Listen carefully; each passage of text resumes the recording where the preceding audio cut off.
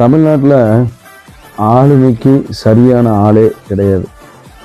அது இலவசம், இது இலவசம், மக்கள் இறந்தா அவங்களுக்கு பணம், இந்த மாதிரி ஒரு வேல்யூ இல்லாமல் எல்லாருமே கஜானா மைண்ட்லேயே மணி மைண்ட்லேயே அரசியல் பண்ணிட்டு மக்களுடைய நலன் மக்கள் கிடக்குறாங்க இப்படி பேசிட்டு தான் நிறைய பேர் அரசியல் பண்ணுறீங்க. அதனால இன்னைக்கு உண்மையாலுமே எப்பேற்பட்ட தலைவன் வந்தாலும் அவன் தலைவன் எப்படி எடுத்துக்கணும்னா, மக்கள் ஒரு மனு கொடுக்கறதுக்கு கூட, போராட்டத்துக்கு இல்லை, ஒரு வீதிக்கு ரோட்டுக்கு வர்றாங்க அப்படின்னா ஒரு மனு கொடுக்கறதுக்கு கூட அவங்க வரக்கூடாது. அப்படிப்பட்ட அமைதியான சூழ்நிலையில சந்தோஷமா மக்களை யார் ஆளுமையா வழிநடத்த முடியுமோ அவங்க தான் சரியான தலைவர்கள். அப்படிப்பட்ட தலைவர்கள் இன்னைக்கு நம்ம தமிழ்நாட்டில் யாருமே தெரியல. அப்படி யாருமே தேர்தல் வாக்குறுதியும் கொடுக்கல.